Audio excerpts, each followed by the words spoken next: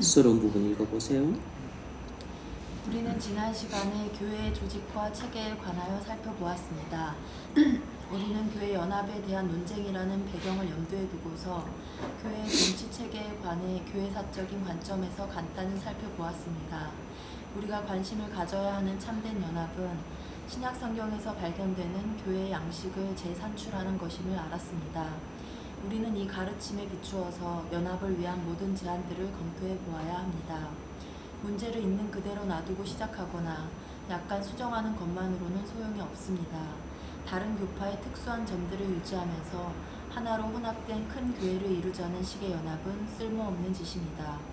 현재 교회는 정치 체제에 있어서뿐만 아니라 예배 방식에 있어서도 신약 성경과 큰 차이가 있습니다. 오늘 본문에서 우리는 초대교회에 일어났던 일이 어떤 유에 속했는지 하나의 그림과 하나의 묘사를 보고 있습니다. 오늘 우리는 예배 양식의 변천사에 관하여 공부하겠습니다. 네, 지금 우리는 로마서 12장 6절로 8절 본문을 통해서 여러 가지 주제를 살펴보고 있습니다. 지난 시간에는 교회의 조직과 체계라는 주제를 살펴봤고 오늘은 교회의 예배 양식에 대해서 살펴보려고 합니다. 그러니까 이 6절로 8절 본문이 여러 가지 주제들을 함축 내포하고 있다는 사실을 알 수 있는 것이죠. 오늘 내용은 주로 교회사를 통해 나타난 예배 양식의 변천을 살펴볼 것이기 때문에 좀 내용이 많습니다. 자, 첫 번째 문제 제가 읽겠습니다. 본문 6절로 8절을 읽으십시오.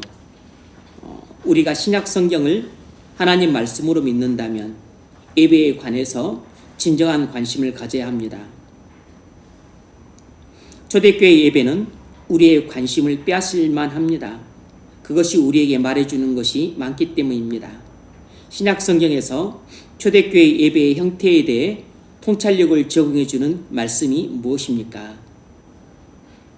우리는 초대교회 예배가 신약 성경의 예배에 관해서 많은 것을 말해주기 때문에 신약 성경에 나타난 초대교회 예배에 대해서 알아보는 것이 필요합니다.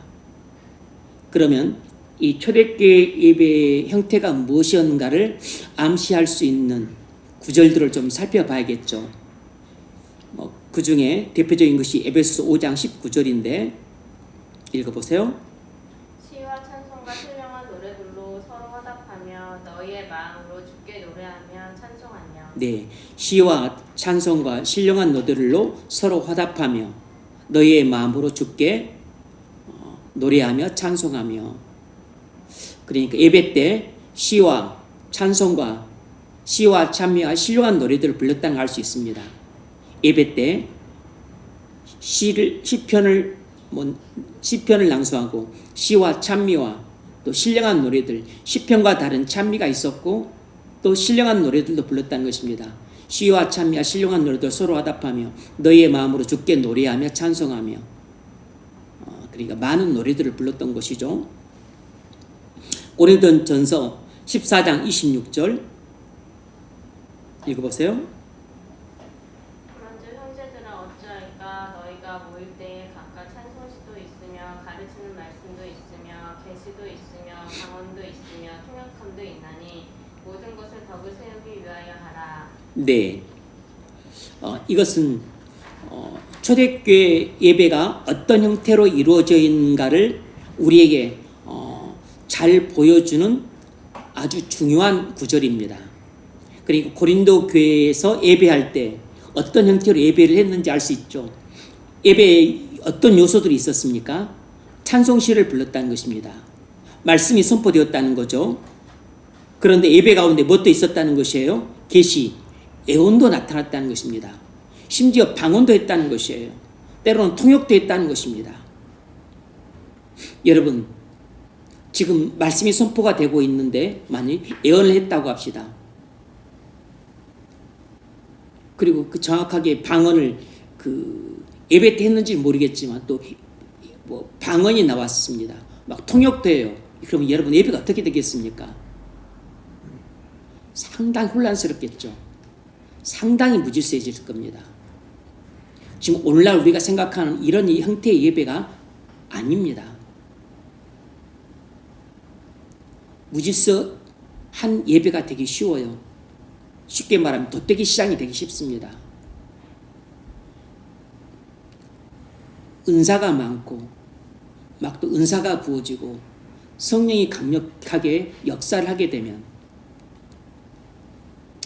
그 예배를 성령께서 주관하시기 때문에 인간이 인위적으로 통제하기가 힘들어져요. 또 인간이 그 육체가 연약하기 때문에 그래서 거기에 휩쓸려서 예배가 막 잘못하면 산으로 가기 쉽습니다. 성령이 역사하신다 그래서 모든 것이 막 신령하게 예배가 되는 것이 아니에요. 그래서 여러분 거기에는 너무 말아서 띠가 뺐지만 뒤에 사도 바울이 계속 무슨 이야기를 하냐면 하나님은 질서의 하나님이시다. 질서를 지켜라. 이 이야기를 계속 반복을 해요. 왜냐하면 예배 가운데 막 이 사람도 예언하고 이 사람도 예언하고 예언하고 있는데 또 이 사람이 또 예언을 해. 그러니까 두 사람이 예언하고 있는데 또 다른 사람이 예언하면 앞에 하던 예언하는 사람은 그치라는 것입니다. 방언을 하는데 통역하는 사람이었으면 방언하지 말라는 것이에요. 왜 그렇게 해야 되냐면 하나님은 물질서의 하나님이 아니시고 질서의 하나님이시기 때문에 예배를 질서 있게 하라는 것입니다.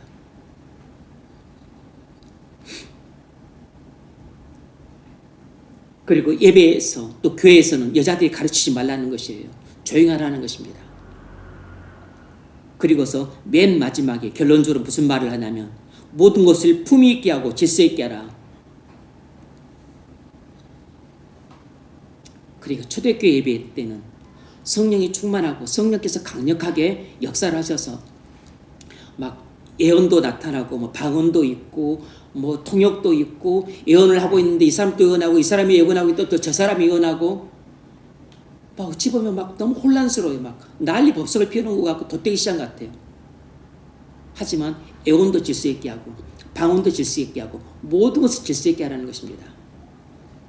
그런데 사도 바울이 무슨 말을 또 덧붙였냐면 고린도전서 14장 37절에서 만일 누구든지 자기를 선지자나 혹 신령한 자로 생각하거든 자기가 예언을 하니까 선지자인 줄 착각을 하는 사람도 있어요. 자기가 막 은사를 받으니까 신령한 자로 착각을 합니다.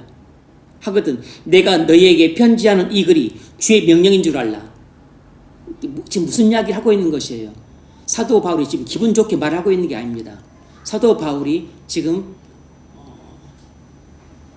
상당히 붕괴한 상태에서 지금 편지를 하고 있는 것이에요.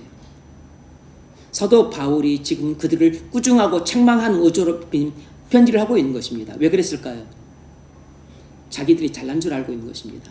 막 계시를 받아서 예언을 하고 그리고 막 방언이 터져 나오고 통역도 하고 그리고 막 또 병도 고치고 그리고 막 또 무슨 구변 은사도 받고 그러니까 완전히 뭐 자기들이 신령한 사람인 줄 알고 선자인 줄 알고 자기들이 기고만장해 있는 것입니다.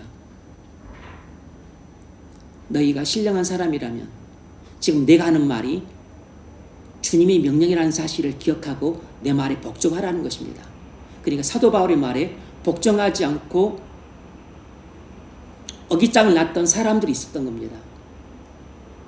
사도 바울의 권위에 순복하지 않고 반기를 들었던 사람들이 있었던 것이에요. 왜 그랬을까요? 자기들이 은사를 많이 받았거든. 자기들이 성령의 감동을 받아 예언을 하거든. 예언을 막 방언도 하거든요. 통역도 하거든.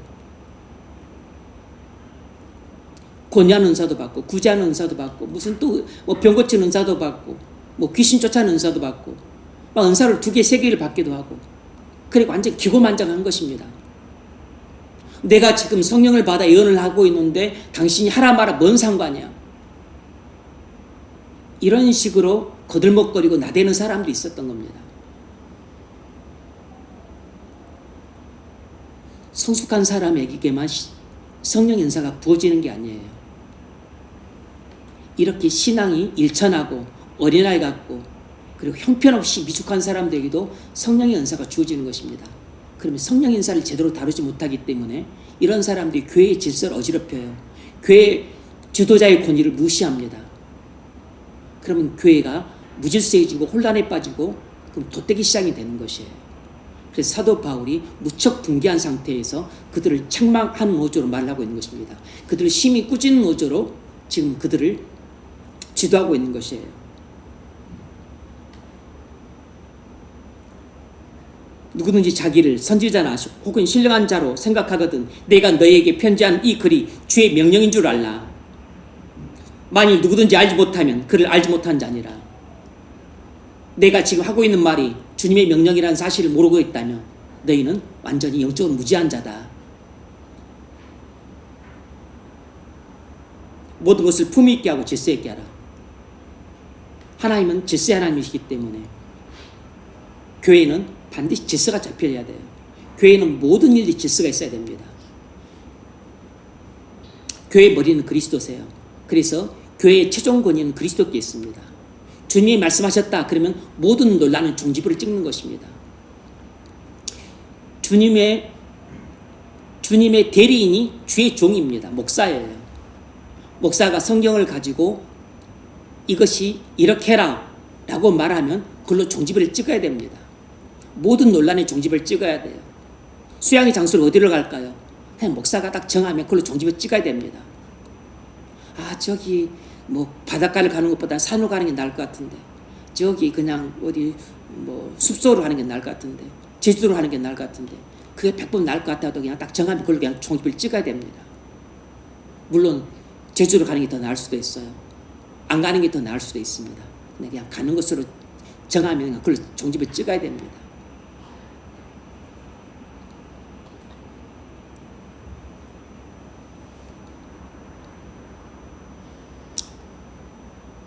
좀 더 나은 결정을 할 수 있다 그래서 교회가 무질서해지고 혼란에 빠진 것보다는 조금 더 덜 적합한 결정을 내리더라도 교회가 질서 있고 그리고 화평하고 그리고 품위 있게 교회가 돌아가는 것이 그것이 100번 성경적이에요. 조금 더 적합한 결정, 조금 더 나은 결정이 항상 더 훌륭한 결정이 아닌 것입니다.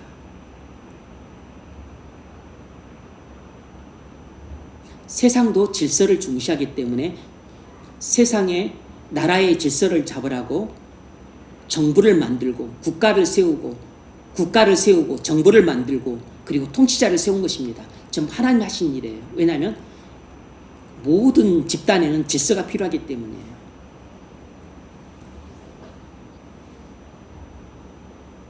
아시안컵에서 저는 뭐 우리 지국 이구에 그래 큰 관심 없었어요. 그런데 요르단전을 앞두고 국가대표 선수 사이에서 다툼이 일어났다는 것도 이해를 할 수 있는데 손흥민 선수가 주장의 권위로서 그건 교회 선수들 분위기를 해치니까 탁구 치러 가지 말라고 분명히 이야기를 했는데 그 후배 선수들한테 3명이 말을 안 듣고 제 멋대로 행동을 했습니다. 하지 말라고 멱살을 잡으니까 주먹질을 했다 그래요. 이강인 선수가. 정우영, 서류영 3명이 그렇게 일종의 항명을 했다 그래요. 그 이야기를 듣고 몹시 붕괴했습니다.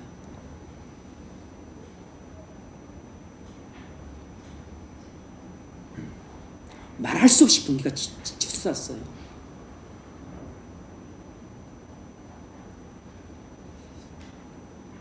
물론 이강인 선수가 보니까 나이가 22살로 나오더라고.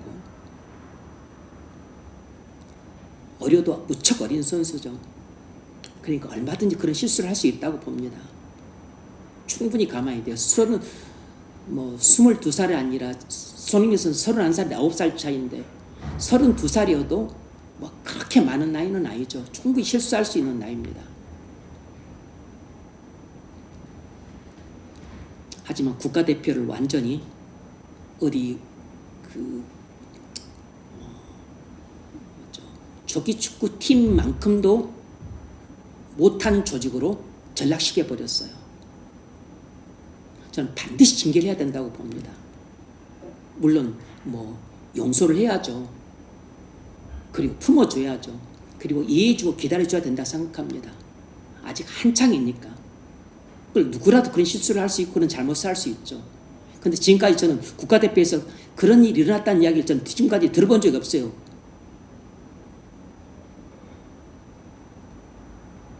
필요하다면 국가대표의 자격을 박탈하든 다시 군대를 보내든 뭘 하든지 간에 어쨌든 분명히 징계는 필요하다고 봅니다. 왜냐하면 이대로 두면 나중에 이런 사태는 재발이 되고 산발이 되고 계속 반복이 됩니다. 어린 나이에 명문 구단에 들어가니까 눈에 보이는 게 없는 것 같아요. 사실 나이가 어리다고 다 그렇진 않거든요. 나이가 10대여도 다 그런 것은 아닙니다. 특히 운동선수들이 뭐 다혈질이라 그런 애들이 많이 있지만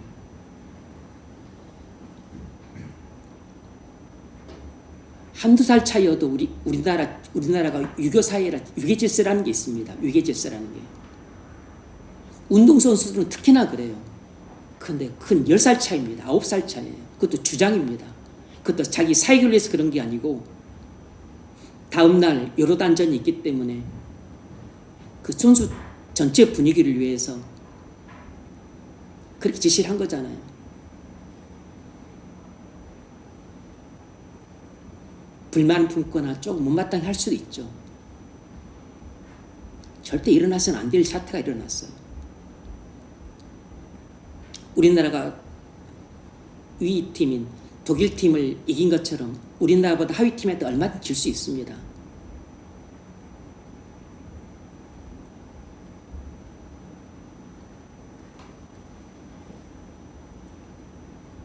그런데 그런 항명 사태는 완전히 이 국가대표 축구팀이라고 하는 질서를 와해시킨 행위예요.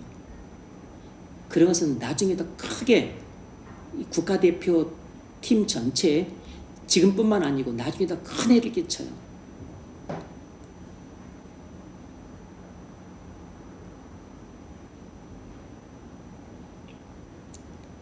반드시 징계를 해야 된다고 봅니다.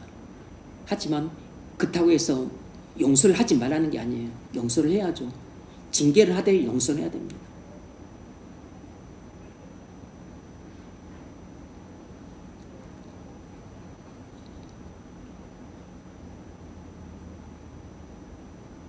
고린도 교회는 영적으로 미숙한 사람들한테 너무나 많은 은사가 부어졌어요. 기고만장했습니다. 자기들이 신령한 줄 알고 대단한 줄 알고 계시를 받으니까 눈에 보이는 것이 없었어요. 자신들의 영적인 스승이자 영적인 아비였던 바울의 권위도 무시를 했습니다. 쉽게 말하면 완전 개차반이었어요. 가장 수준 낮은 교인들이라 그러면 고린도 교인들입니다. 그런데 가장 많은 은사를 받은 교회가 고린도 교회예요. 그래서 문제 백화점이 고린도 교회입니다. 그러니까 예배가 너무 무질서해졌습니다. 교회 자체도 무질서해졌어요. 교회 자체가 무질서하니까 교회가 문제 백화점이 될 수밖에 없어요. 사도 바울을 가장 고민케 만들고 근심케 만들고 그리고 격분에 차서 편지를 하게 만든 교회가 고린도 교회예요. 그래서 2번이나 편지를 쓴 겁니다. 기분 좋게 쓴 편지가 하나도 없어요. 물론 나중에 이 고린도후서는 고린도 교회가 사도 바울의 그렇게 또 권면하고 징계하는 말을 듣고서 나중에 잘못했다 용서를 빌고 돌아왔다고 이야기를 듣고서 나중에 후서를 쓰긴 했지만 그래서 우리는 고린도서를 통해서 반면교사를 삼을 수 있는 내용들이 많은 것입니다.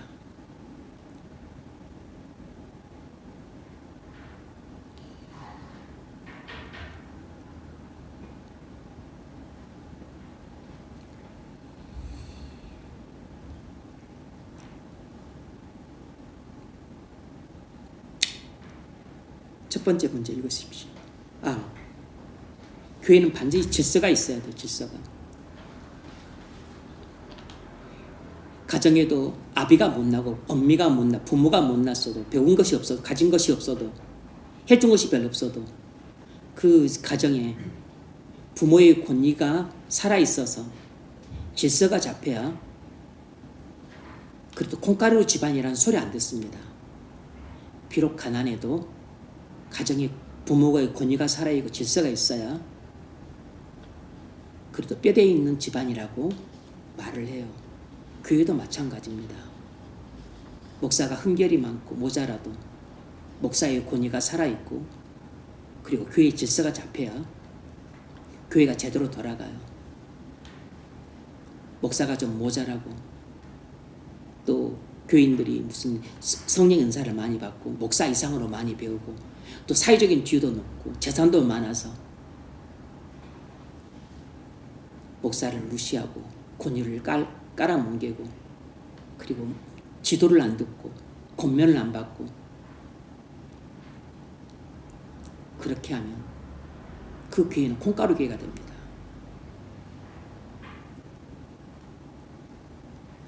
강남에 있는 여러분이 말만 들어도 다 아는 S교회라고 하는 큰 교회가 있습니다.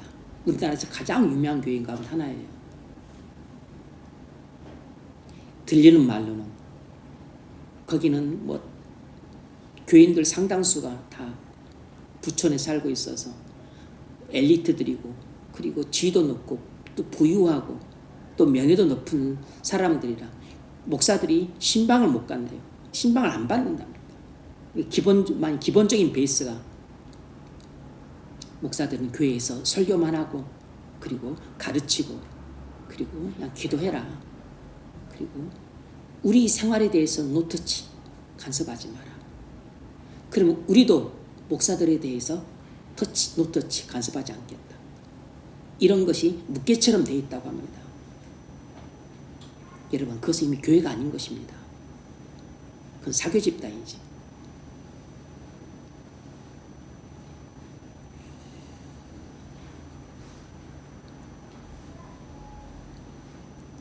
목사는 여러분들의 모든 생활을 지도할 고난을 위임받은 사람이에요. 여러분들의 가정생활, 여러분들의 직장생활, 여러분들의 사회생활,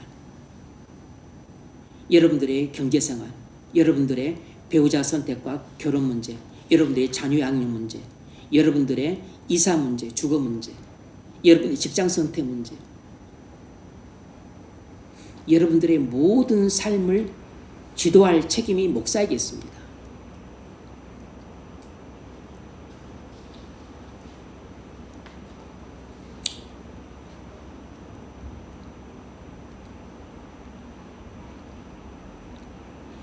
교회에서는 반드시 질서가 잡혀야 돼요. 교회의 질서를 어지럽히거나 무너뜨리는 사람은 반드시 교회에서 징계를 해야 됩니다. 가정에서도 가정의 질서를 무너뜨리고 교회 부모의 권위를 무너뜨리는 자식한테는 반드시 부모가 징계를 해야 돼요.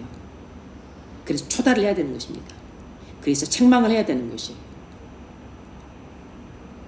학교에서도 선생님의 권위를 무너뜨리고 그리고 학급의 질서를 무너뜨리는 애들한테는 반드시 징계를 해야 됩니다.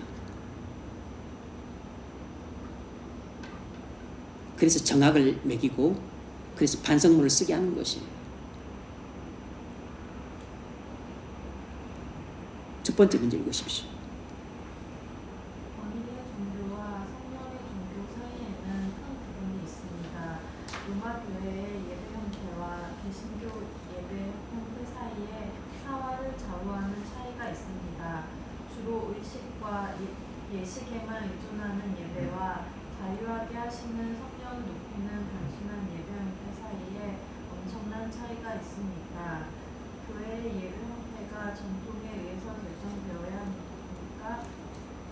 아니면 신약 성경을 표준으로 삼아야 합니까? 우리는 이 문제를 선입견을 갖고 접근해서는 안 됩니다. 오직 교회의 예배 형태는 신약 성경의 잣대로 재어볼 때 옳으냐 그르냐를 결정해야 합니다. 그렇다면 신약 성경의 가르침이 오늘날에도 여전히 요지부동한 구속력을 갖습니까? 이 점에 대해서 마틴 루터와 존 칼빈의 입장은 어떻습니까? 네. 권위의 종교와 성령의 종교 사이는 큰 차이가 있어요. 로마 교회를 권위의 종교라고 할 수 있고 개신교를 성령의 종교라고 할 수 있습니다. 로마 교회는 주로 예식 종교고, 그리고 개신교 예배는 자유하게 하는 성령의 예배라고 할 수 있습니다. 예식 중심의 예배와 말씀과 성령 중심의 예배에는 당연히 형식에서도 차이가 나죠. 오늘날 교회 예배 형태는 신약 성경의 잣대로 옳고 그름을 결정을 해야 됩니다. 이 신약 오늘날 그 예배 형태에 대해서 마틴 루터 입장과 존 칼빈 입장이 달라요. 이건 우리 개신교 예배 형태에 있어서 중요한 내용이기 때문에 잠깐 살펴보겠습니다. 첫 번째는 마틴 루터 입장이에요. 마틴 루터는 성경이 구원 교리를 결정짓는 절대적인 권위라고 말합니다. 하지만 교회의 정치 제도나 예배 형식에 관해서는 신학이 구속력을 갖지 않는다고 말을 해요. 마틴 루터는 구원 교리는 성경이 결정짓는 권위를 갖고 있지만 교회 정치 체제나 예배 형태에 대해서는 신약 성경이 결정짓는 권위를 갖고 있지 않다는 것입니다. 교회의 정치 체제나 예배 형태는 교회의 지도에 일임된 사항이라고 주장했어요. 교회의 지도에 일임된 사항이라고 주장했습니다. 반면에 존 칼빈의 입장은 루터와 달라요. 존 칼빈은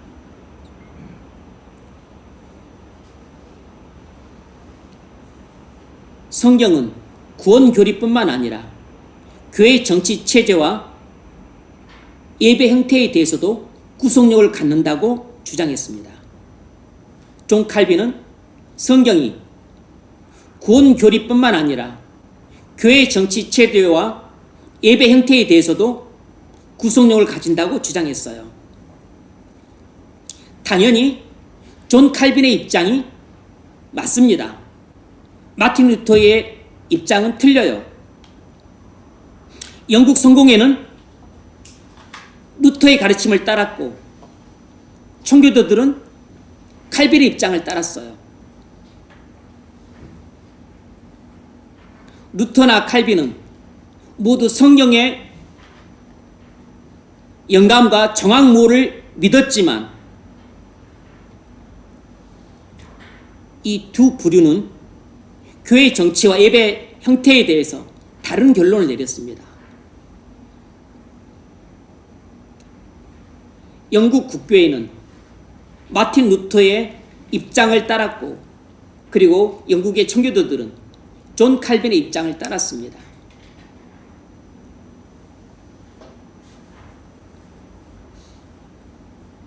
마틴 루터는 이신층이라고 하는 유대한 교리를 사수하는 데만 온통 관심이 쏠려 있었기 때문에 다른 많은 부분들에는 신경을 충분히 쓰지 못했어요. 그래서 그는 정치체제나 예배 형태에 있어서 완전히 잘못됐다고 생각하는 것들은 고쳤지만 나머지 대부분은 로마 교회의 정치체제와 그리고 예배 형태를 취했습니다. 마틴 루터가 좀 부족하고 잘못한 부분이 이런 부분들이에요. 그렇다 해서 그럼 마틴 루터 형편없는 사람이네 이렇게 말을 하면 안 된다고. 왜냐하면 당시 그 로마 교회의 어둠 속에서 1000년간 있던 그 당시를 생각을 해야 되고, 그렇게 영적인 흑암이 짙었던 로마 교회의 이런 상황 속에서 사장되었던 이신층의 교리를 다시 재발굴해내서, 그래서 본인이 의도하지 않았지만 종교개혁이 시발되었을 때 죽음을 불사하고 그 개혁의 사도가 되어서 그래서 끝끝내 그 교리를 지키고 그렇게 해서 개신교를 그 태동케 하고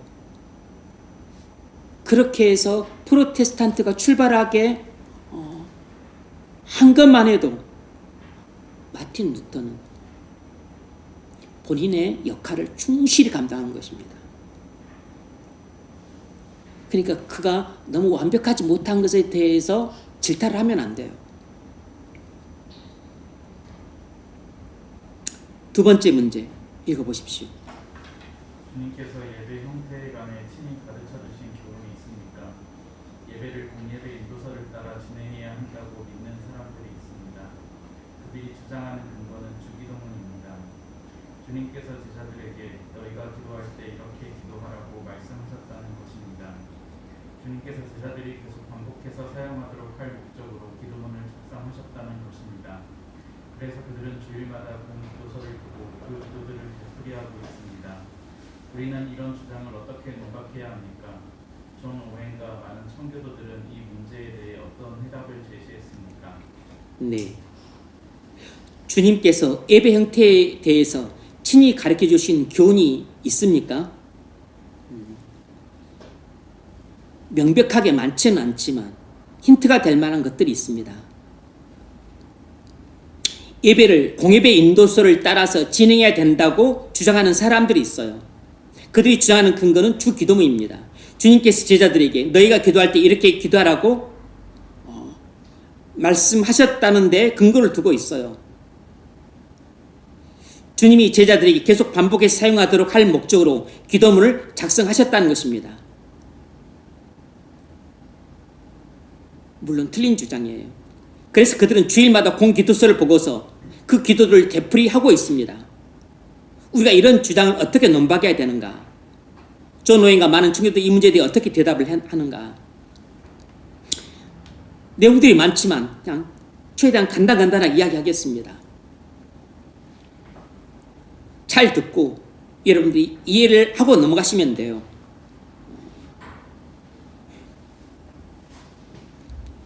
주 기도문은 주님이 우리에게 가르쳐 주신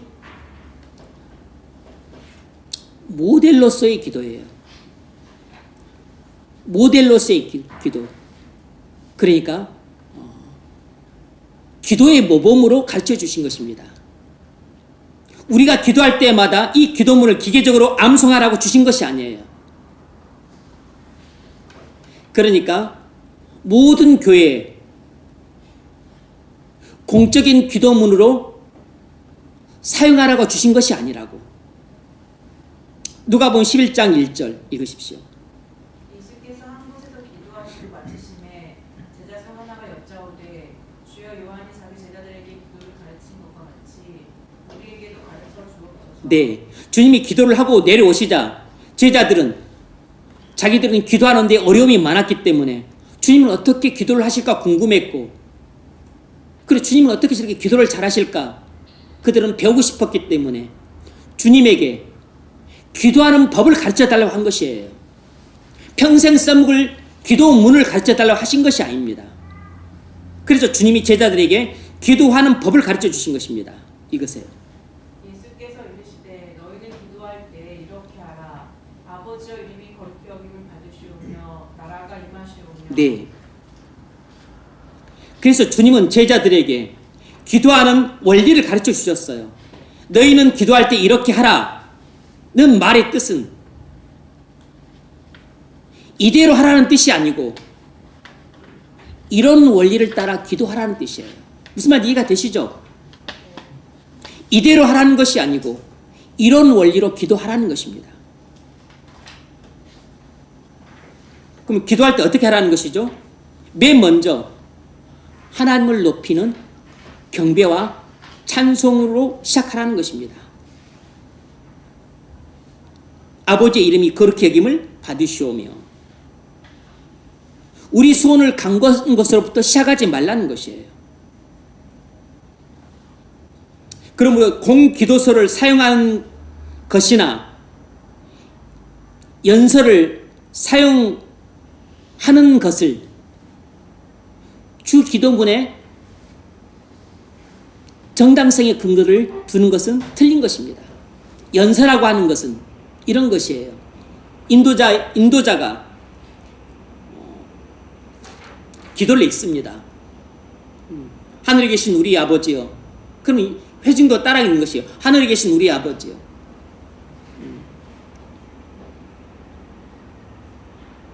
우리나라를 공평과 정의로 다스려 주옵소서. 우리나라를 공평과 정의로 다스려 주옵소서. 따라하는 것입니다. 이것이 연서예요. 이것이 연서.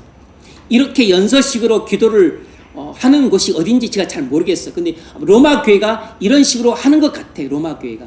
로마 교회는 그 공기도문을 같은 것을 사용을 하거든요. 그리고 이 영국 국교에도 이렇게 공기도서를 사용을 해요. 영국 국교에도. 영국 국교회가 이 정치체제나 예배 형태가 로마 교회하고 비슷해요. 로마 교회하고. 왜냐하면 말씀드렸다시피 영국 국교회는 교리는 개신교 교리인데 나머지 조직이나 체계, 예배 형태 이런 것들은 로마 교회를 그대로 답습하고 있어요. 그런데 무엇도 그러냐면 루터 교회도 비슷해요. 루터 교회도. 마틴 루터가 그런 입장이었기 때문에 아까 말씀드렸잖아요. 교리는 개신교 교리인데 마틴 루터도 이신칭의 교리를 비롯해서 교리적인 계획은 철저하게 하려고 애를 썼는데 거기에 집중한 나머지 다른 부분들은 개혁하는데 미흡했어요.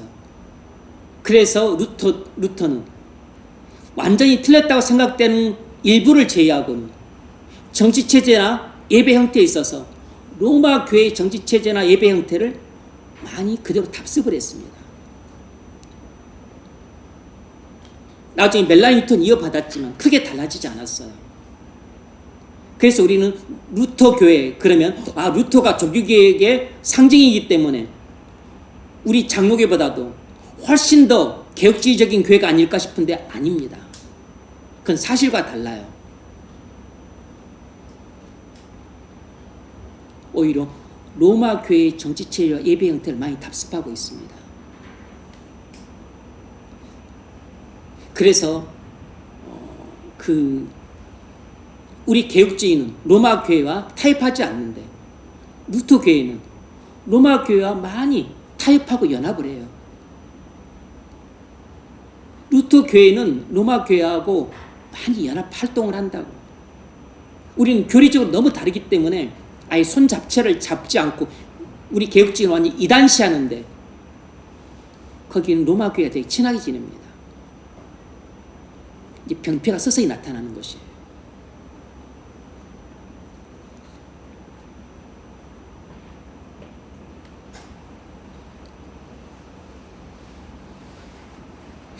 두 번째로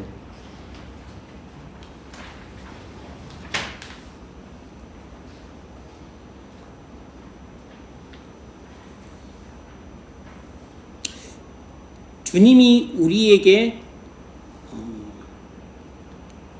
기도에 대해 가르치실 때는 공적인 기도보다는 사적인 기도를 염두에 두고 가르치셨다는 사실입니다. 주님이 우리에게 기도를 가르치실 때는 공적인 기도보다는 사적인 기도를 염두에 두고 가르치셨다는 사실이에요. 그게 마태복음 6장 6절에 나오는데 그건 여러분이 많아서 이제 지웠습니다. 너는 기도할 때 내 골방에 들어가 문을 닫고 은밀한 중에 계신 내 아버지께 기도하라. 은밀한 중에 보시는 내 아버지께서 갚으시리라. 마태복음 6장 6절이에요. 너는 기도할 때 내 골방에 들어가 문을 닫고 은밀한 중에 계신 내 아버지께 기도하라. 무슨 기도죠? 사적인 기도예요. 개인적인 기도에 대해 가르치고 계신 것입니다. 성도들이 개인적으로 기도할 때 어떻게 기도할 것인가에 대해 가르치고 계신 것이에요. 그러니까 지금 주님은 기도에 대해서 뭘 중요하게 여기시는 것입니까? 예배할 때 공적으로 어떻게 기도할 것인가에 대해서 가르치고 계신 것이 아니고 우리가 개인적으로 집에서 골방에서 기도할 때 어떻게 기도해야 되는가에 대해서 가르치고 계신 것이라고. 그러니까 주님이 우리에게 가르쳐 주신 많은 기도의 교훈은 개인적인 기도에 대해 가르치고 계신 것이에요. 그러니까 공적인 기도, 이대로 기도하라, 이런 취지에서 가르치는 경우는 많지 않습니다. 주님이 우리에게 가르쳐 주신 그 기도도 그건 기도의 원리를 가르쳐 주신 것이에요. 원리를 가르쳐 주기 때문에 우리가 공적인 기도, 예배 때에도 그 원리를 따라 기도를 하는 것이고, 개인적으로 골방에서 기도할 때도 우리는 그 원리를 따라 기도를 하는 것이에요. 원리를 가르쳐 주시기 때문에 공적인 기도에서도 적용해 쓸 수 있고, 그리고 개인적으로 골방에서 기도할 때도 적용해 쓸 수 있는 것입니다. 그런데 주님이 주로 기도에서 말씀하실 때는 우리가 골방에서 드리는 개인적인 기도를 염두에 두고 가르쳐 주고 계신 것이에요.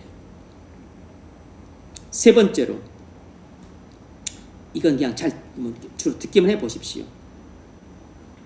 100번 양보해서 주 기도문을 반복 암송하도록 의도하셨다 할지라도 어떻게 그 점이 주일마다 공기도서의 기도문을 그대로 반복 기도하는 것을 정당화할 수 있느냐 하는 것입니다. 근데 어차피 이것은 이렇게 굳이 말할 필요도 없을 것 같아요. 주일마다, 예배 때마다 공기도서의 기도문을 그대로 반복 기도하면서 예배를 드리는 교단이 있다는 것입니다. 로마 교회가 그렇다는 것이에요. 영국 국교에도 그런 것 같아요. 근데 루터 교회도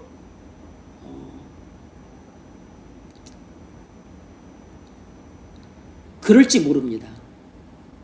루터 교회도 그럴 가능성이 높아요. 왜냐하면 예배 형태를 로마 교회를 그대로 답습했기 때문에. 루터도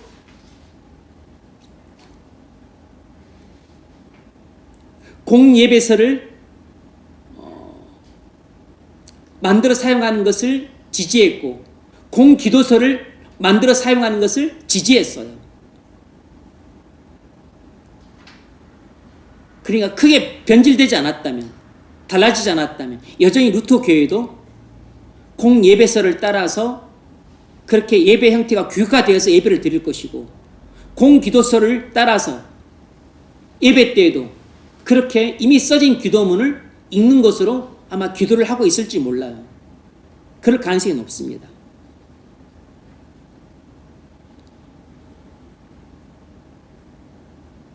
공기도서에 쓰여진 기도문들은 수세에 걸쳐 다른 전통을 가진 사람들이 작성한 기도들이에요.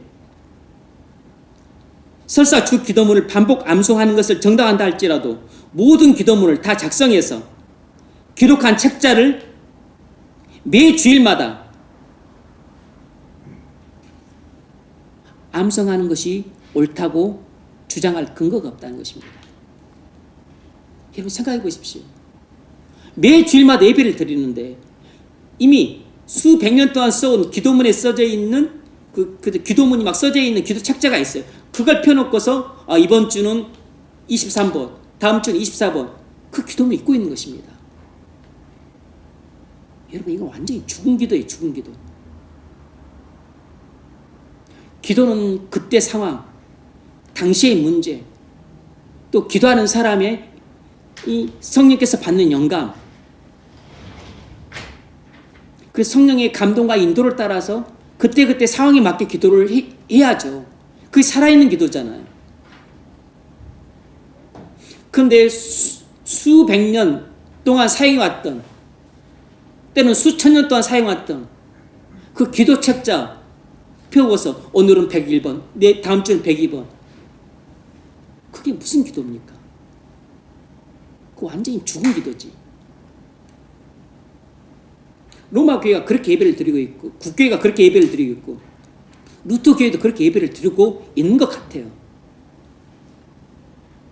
이 가르침의 내용들을 보면. 사도들은 네 번째, 사도들은 실제로 형식적이고 고정된 기도를 반복하지 않았습니다. 여러분, 바울 서신을 보십시오. 베드로서를 보세요. 바울이 에베소 교인들을 위해서 기도한다고 할 때마다 기도 내용이 바뀌어요. 1장에서는 지혜와 계시의 정신을 너에게 주사 하나님 아버지를 알게 하시고 너희 마음눈을 밝히사 그 부르심의 소망이 무엇이며 성도 안에서 기업의 영광의 풍성이 무엇이고 하나님의 능력의 역사심을 따라 믿는 너에게 베푸신 능력의 크심이 무엇인지를 알게 하시기를 구하노라. 이렇게 기도를 했어요. 3장에서는 지식에 넘치는 그리스도의 사랑을 알아. 능히 모든 성도와 함께 지식에 넘치는 그리스도의 사랑을 알아. 그 넓이와 길이와 높이와 깊이 어떠함을 깨달아. 하나님 모든 충만하신 것으로 충만하시기를 원하노라.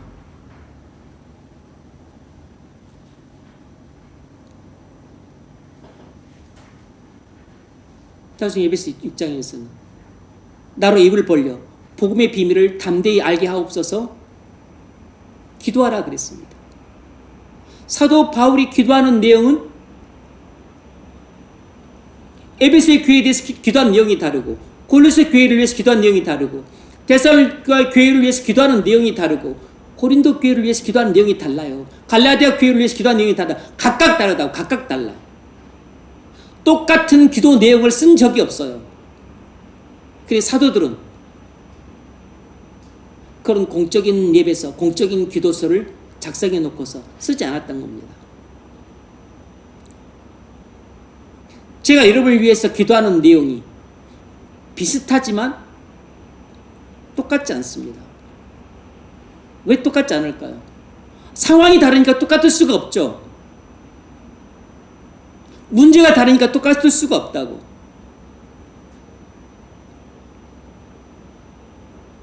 사도의 기도는 상황에 따라 달랐습니다. 어떤 기도문을 반복하라고 가르친 적이 없어요.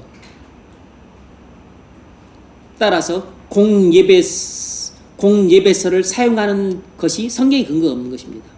공기도서를 사용하는 것이 성경에 근거가 없는 것이에요. 다섯 번째로, 초대교회 성도들은 공예배서를 갖고 예배를 드린 적이 없다는 것입니다. 초대교회 성도들은 공예배서를 갖고 예배를 드린 적이 없다는 것이에요. 주 200년경 터툴리안의 글에 이런 내용이 있습니다. 들어보십시오. 주 200년경 터툴리안 교부의 글입니다. 그들은 하늘을 쳐다보며 기도한다. 우상 숭배자들처럼 제단이나 형상을 끌어안지 않았다. 이교도 제사장들이 하라는 대로 기도를 반복하지 않았다. 기도를 반복하지 않았다는 것입니다. 오히려 그들은 가슴속에서 생각되는 기도를 토해내었다. 총회 의장이 자기 능력에 따라 기도와 간구들을 쏟아내고 있다. 왜 이렇게 적었을까요? 기도하는 사람이 마음에서 우러나오는 기도를 하니까 마치 기도가 쏟아져 나오는 것처럼, 그렇게 불같이 쏟아져 나오는 것처럼 느껴졌던 것이에요. 주 기도문을 읽으면 여러분 그 기도 어떻겠습니까? 얼마나 메마르게 느껴지고 차갑게 느껴지겠어요. 죽은 기도니까.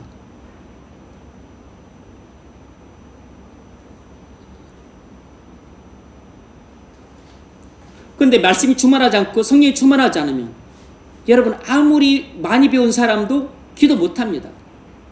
유식한 사람, 사회적인 지위가 높은 사람은 기도 못해요. 그렇게 언변이 뛰어나고 그리고 그 강연을 잘하는 사람도 기도하라고 하면 벙어리가 됩니다.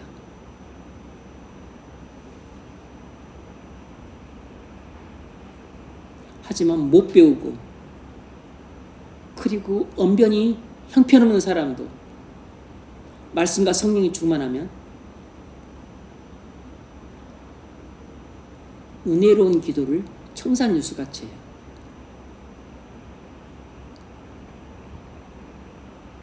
세 번째 문제 읽으십시오.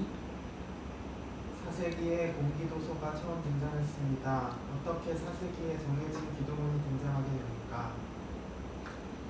4세기에 공기도서가 처음 등장했어요. 어떻게 4세기에 정해진 기도문이 등장하게 되었는가? 공기도서가 예배 형식에 아주 점진적으로 들어오게 되었습니다. 처음 등장한 것은 안디옥 교회로 알려져 있어요. 안디옥 교회 공기도서가 처음 등장했고 나중에 다른 곳으로 천천히 퍼지기 시작했다가 로마에도 등장을 했습니다. 좀 자세히 살펴봅시다. 자, 1번 문제. 콘스탄틴 황제와 로마 제국이 교회 안으로 들어와서 엄청난 사건이 일어났습니다. 그들이 교회의 모든 것을 장악하게 되었습니다.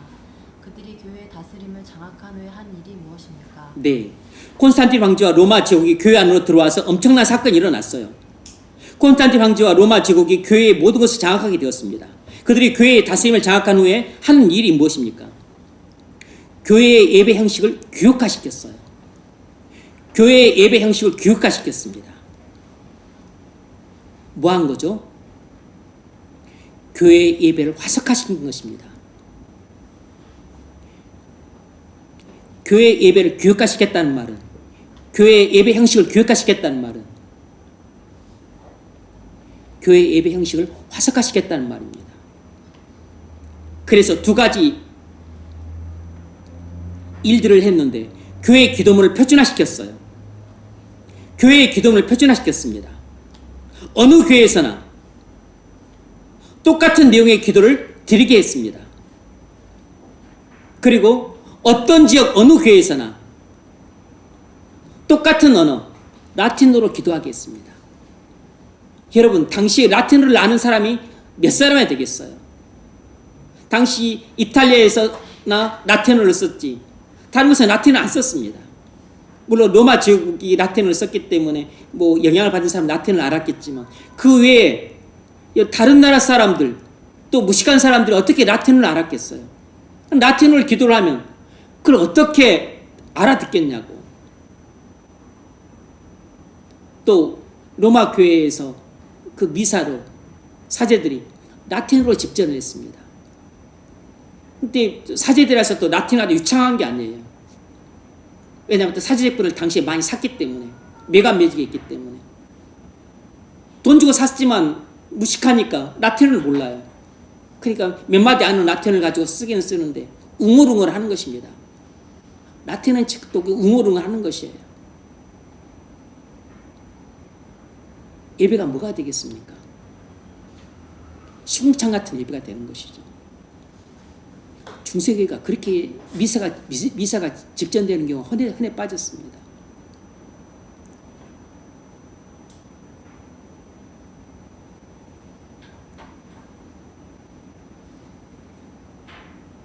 나중에 로마 교황이 되었던 그 체사레 가문 같은 경우 보면은 로마 교황도 상상을 초월한 정도로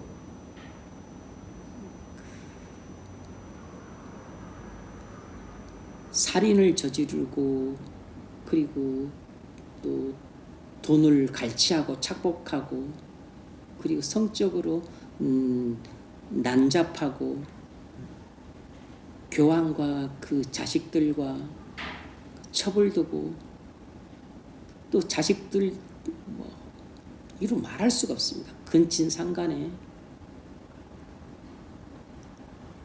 그런 사람이 교황이었고 자기 아들을 추기경으로 만들었어요. 추기경 삼았습니다. 추기경에다 나 추기경 너를 못해 먹겠다. 그럼 추기경도 그만두고 또 로마 그 교황청을 지키는 또 수비대장이 되고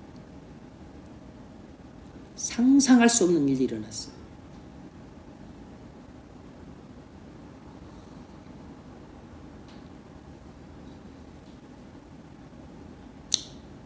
두 번째로 사제들의 복장을 표준화시켰습니다. 그때 복장 제도가 도입되었어요.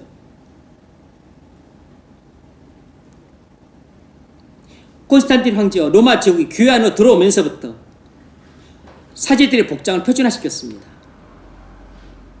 이런 의식은 그 이방 종교에서 빌려온 것입니다. 이방 종교에서 가장 좋다고 생각하는 것을 빌려왔어요.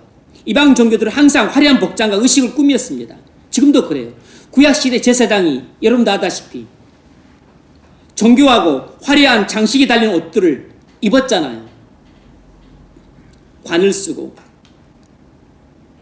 또 우리가 둔밈으로 치장을 하고 12보석이 달린 것을 또 치장을 하고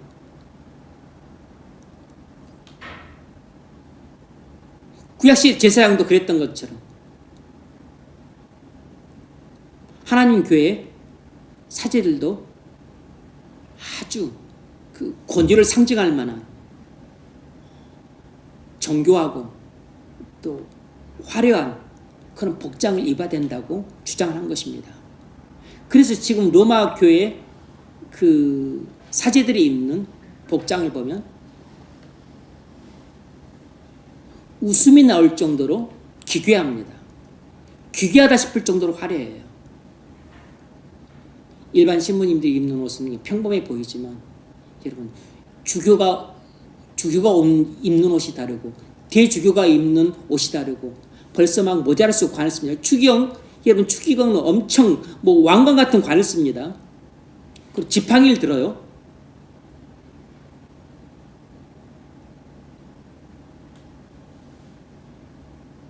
그리고 성수를 흔들고 그렇게 복잡하고 그렇게 의식들이 많은지 몰라.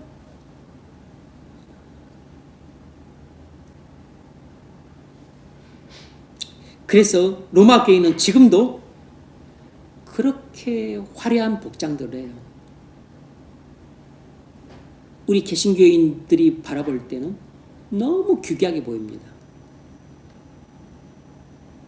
이런 복장 제도가 바로 콘스탄틴 황제 때부터 들어온 것이에요. 이건 완전히 이방 종교, 세상 종교에서 좋다고 생각되는 취한 것입니다.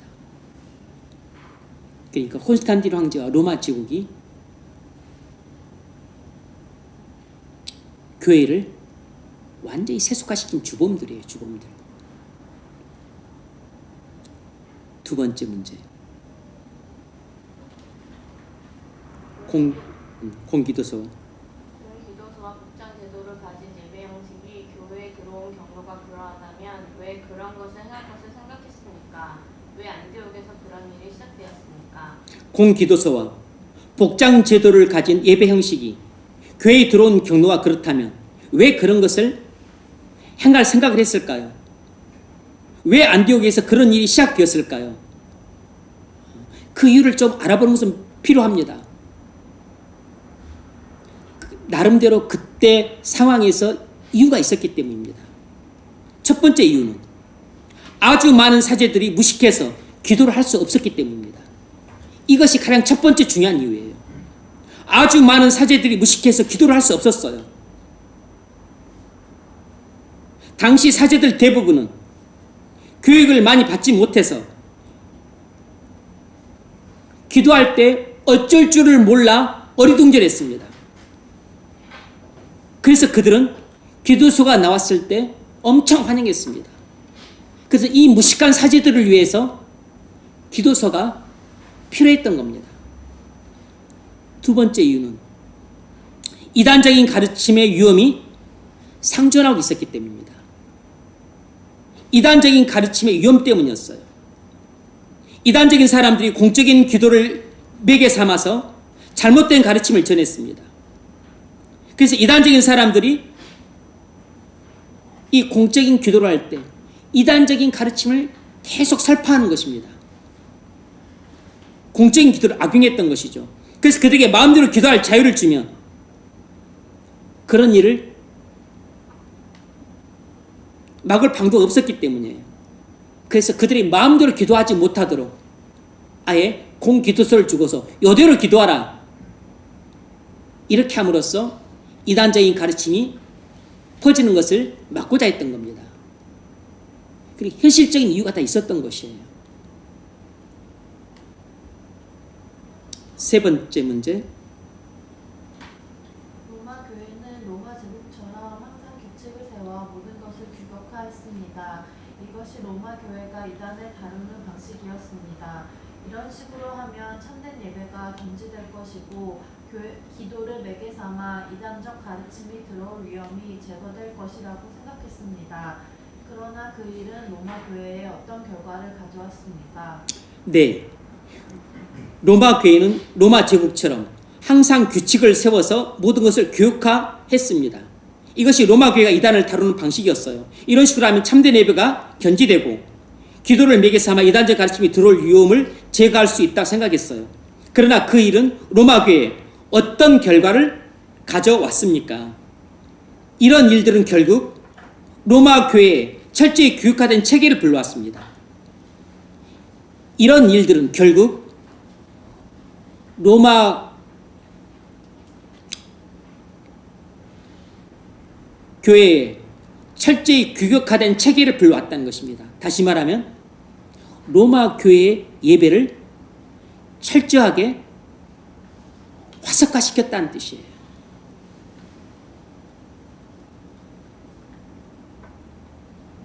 로마 교회에 철저히 교육화된 체계를 불러왔습니다. 로마 교회는 의식이나 의식 전체가 철저히 교육화되었어요. 성찬이나 세례에서도 그 점이 정교하게 나타났습니다. 그래서 여러 가지 성례의 문제에 있어서도 그에 따른 공예배서가 나왔습니다. 각 경우에 주어지는 진술들이 개발되었어요. 그렇게 해서 로마 교회는 복잡한 공예배서를 가진 거대한 조직 체계가 되었습니다. 그래서 로마 교회는 이거 할 때는 반드시 이런 식으로, 성찬할 때는 반드시 이런 식으로, 또 세례할 때는 이런 식으로, 또 결혼 성사할 때는 이런 식으로, 고위 성사할 때는 또 이런 식으로, 견진 성사할 때는 이런 식으로, 종부 성사할 때는 이런 식으로. 예배서가 그대로 나와 있는 것이면 그대로 집행을 하는 것이에요. 기계적으로, 사무적으로. 그래서 로마 교회는 복잡한 공예배서를 가진 거대한 조직이 되어갔던 것입니다. 이것이 중세 1000년 넘게 계속되었던 것이에요. 모든 예배는 사제들이 인도했습니다. 그리고 회중들은 사제들로부터 멀찌감치 떨어져 있는 것입니다. 그러니까 예배를 인도하는 미사를 집전하는 사제들과 회중들은 완전히 보이지 않는 장벽이 쳐져서 거리감이 있는 것이에요. 사제는 회중들이 알아듣지도 못하는 라틴어로 미사를 집전해요. 알아듣지도 못하는 라틴어로 기도를 하는 것입니다. 제가 지금 여러분이 알아듣지도 못하는 러시아 말이나 독일어나로 말하고 있다면 여러분과 제가 어떻게 소통을 하겠어요? 어떻게 의사소통이 되겠냐고. 이 미사가 은혜가 되겠습니까? 깨달은 것이 있어야 은혜가 되죠. 귀에 들려야 은혜가 되죠.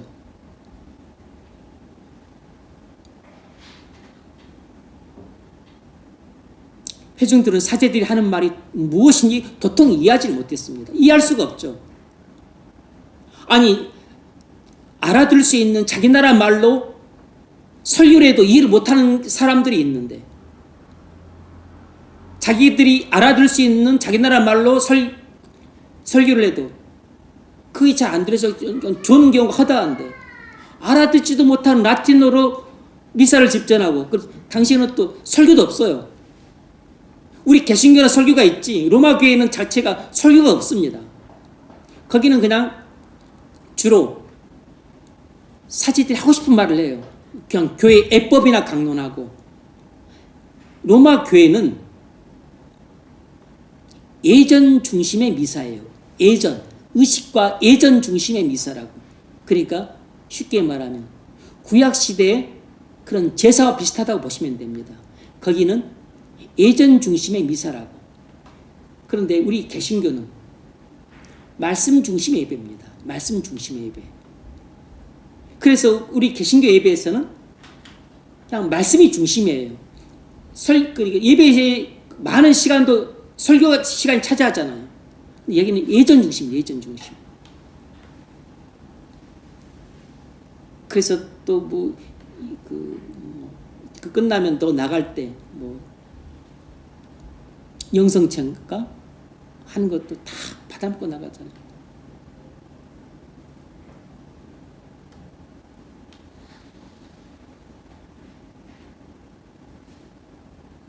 로마 교회 교인들이 기도하는 거 들어보면 그냥 웃음이 나오고 희한하다 생각이 됩니다. 우리 개신교 교회에서는 듣도 보도 못한 일들을 하고 있어요. 우리는 기도하라 그러면 잘하도 못하든 기도하잖아요. 하나님 아버지 뭐 우리 건강을 지켜주시고, 그리고 또 내일 우리 소풍 가는데 인도해 주시고, 우리 자식 병들었는데 낫게 해주세요. 이렇게 하다는 그들은 그렇게 기도 못합니다.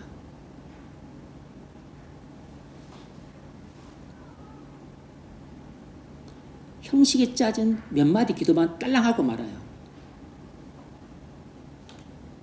기도를 제대로 하려면 어떻게 해야 되죠? 안에 성령 하나님이 들어오셔야 돼요. 기도를 하려면 그리고 내가 아는 말씀이 있어야 돼요. 아무리 유식하고 그리고 언변이 좋은 사람도 성령이 없으면 기도 못합니다. 그 벙어리입니다. 성경 말씀을 아는 것이 없으니까 뭐 어떻게 기도를 하겠어요?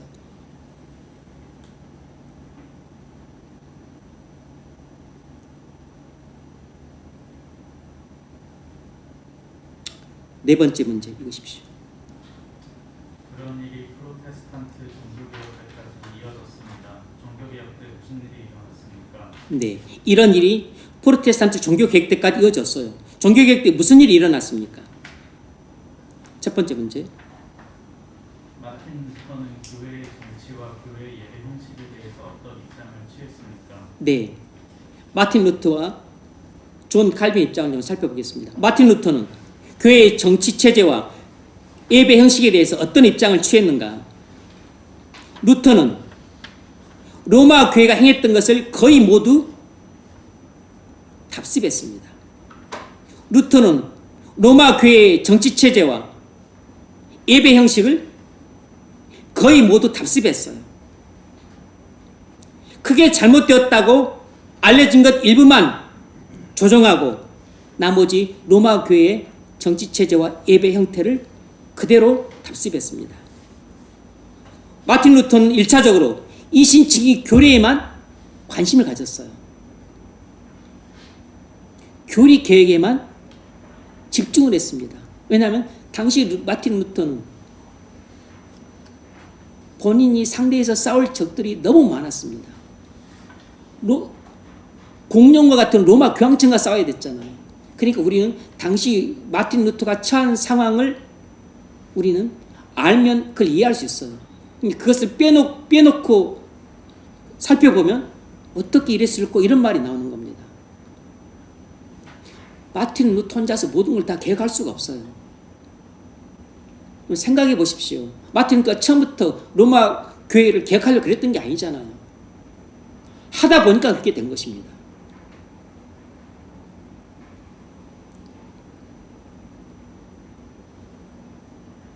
루터는 신약 성경이 교회 정치나 예배 형식에 대해서 가르침을 주지 않는다고 믿었습니다.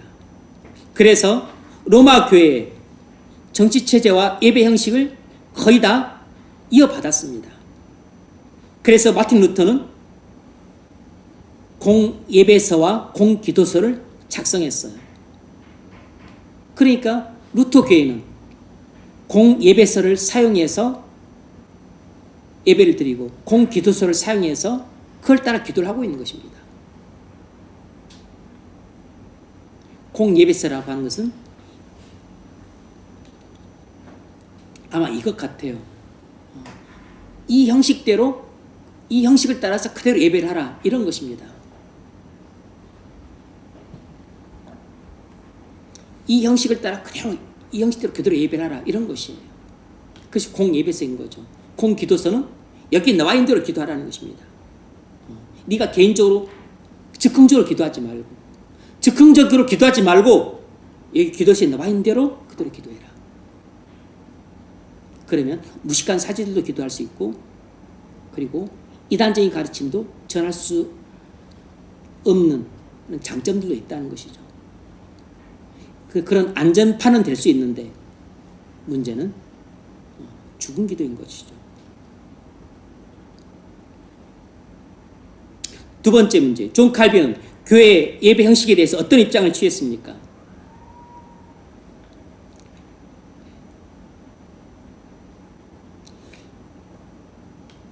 칼빈은 로마 교회보다는 즉흥적인 기도의 권한을 많이 허용했지만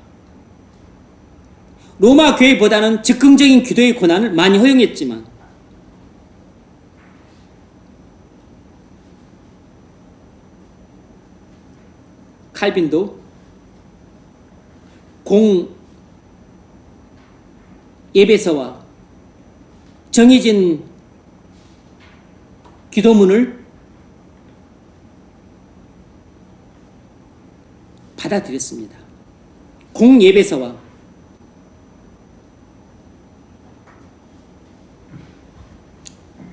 공 기도서를 받아들였어요.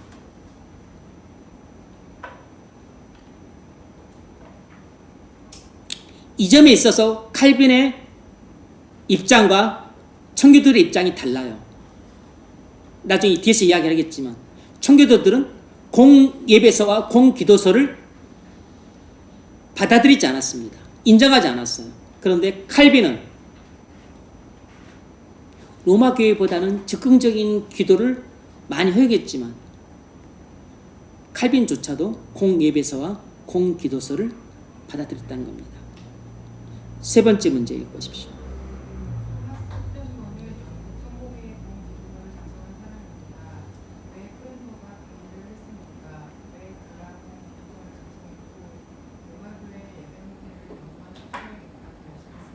네, 토마스 크랜머는 영국 성공회의 공기도서를 작성한 사람이에요. 왜 토마스 크랜머가 영국 성공회의 공기도서를 작성했는가? 왜 로마교회 예배 형태를 영구화시켜야 되겠다고 결심했는가? 두 가지 이유가 있는데, 첫 번째는 무식한 사제들 때문이었습니다. 무식한 사제들 때문이었어요. 당시 영국 성공회의 사제들은 거의 다 로마 교회에서 성장했던 사람들입니다.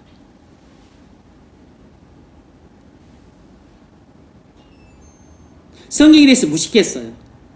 영적인 체험들을 하지 못한 사람들이 거의 대부분이었습니다.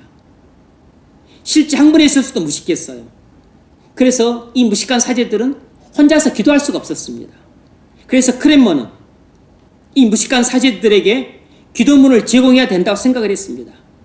그래서 예배를 드릴 때 기도문을 읽을 수 있게 해야만 예배 드리는 것이 가능했기 때문이에요. 좀 배경을 잠깐 설명하자면, 여러분 헨리 8세 때 수장령을 선포해서 수장령 선포하기 전까지는 영국 교회는 로마 교회에 있습니다. 로마 교회에 있어요. 그러니까 그 대륙에서 일어난 그 개신교 종교 계획을 받아들이지 않았습니다.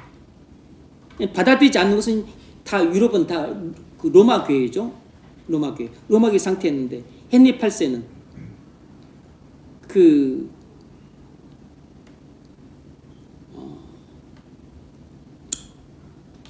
메리하고 그 결혼을, 아니 메리가 아니죠. 까먹었네. 메리는 그 딸이고, 아무튼 스페인 그 공주, 원래는 자기 위에 형하고 결혼했는데 형이 죽었어요. 그래서 그 형수와 이제 결혼을 하고 자기가 왕위를 물려받았습니다. 이 사람이 헨리 8세인데 자식을 못 낳았어요. 어렸던 아들이 없었습니다. 그러다가 엠 블린이라고 하는 여인하고 눈이 맞아서 이제 이 여인하고 이 스페인 공주하고 이혼을 하고 엠 블린을 왕비로 맞아들이려고 하는데 로마 교회에서 허용을 안 해줬습니다. 왜냐하면 당시 로마 교영청의 강력한 후원자가 스페인이었기 때문이에요. 스페인은 강력한 로마 교회 국가였습니다. 지금도 그래요. 영국보다 훨씬 강한 군사력을 가진 나라였습니다. 스페인이. 그러자 헨리 8세가 그러면 우리 로마 교회 안에 하고서 로마 교회를 버리고 그리고 자기가 그 영국 교회의 수장이 되겠다고 하면서 로마 교회에서 벗어나서 개신교를 받아들였어요. 그렇게 해서 나온 것이 영국 국교회입니다. 그 영국 국교회 수장은 로마 교회 수장은 교황인 것처럼 영국 국교회 수장은 영국 왕이 된 것입니다. 그때부터. 그게 수장령이에요. 그런데 이 헨리 8세 때 수장령이 선포되니까 당시 영국에 있던 로마 교회들은 이제 다 뭐가 되는 겁니까? 영국 국교회가 되는 것이에요. 그러니까 이들은 그 전까지는 뭐였습니까? 로마 교회의 무식한 사제들이었습니다. 그런데 이제는 수장이 선포되니까 이제는 영국 국교회의 무식한 사제들인 것이에요. 근데 물론 로마 교회 때는 미사고 이제 영국 국교회에서는 이제 예배 드리는데 예배를 드려야 되는데 예배를 인도할 수가 없어요. 왜냐하면 무식하니까 기도를 못하는 것입니다. 그래서 이 토마스 크랜머가 이 난국을 어떻게 하들고 이제 해법을 생각하다가 콩기도서를 만들어서 이들이 기도문을 읽게 하자. 그래야지 이 무식한 사제들이 기도 때문에 힘들어하지 않고 기도를 하고 예배를 인도할 수 있겠다 라고 생각해서 콩기도서를 만들게 된 것이라.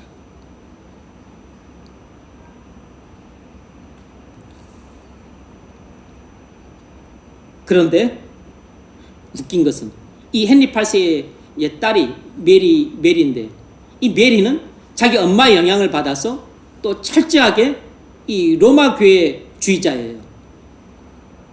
그래서 다시 또 로마 교회로 돌아갔습니다. 그래서 막 피해 숙청이 이루어졌어요. 그래서 피해 여왕이라 불립니다. 그랬다가 이 영국 교회 또 이 무식한 사제들이 나중에 또 다시 또 로마 교회의 사제로 돌아가요. 그랬다가 다시 또 엘리자베스 여왕 때 다시 또 영국 국교의 사제로 돌아갑니다. 이런 우스꽝스러운 일들이 영국 교회에서 일어났던 일이에요.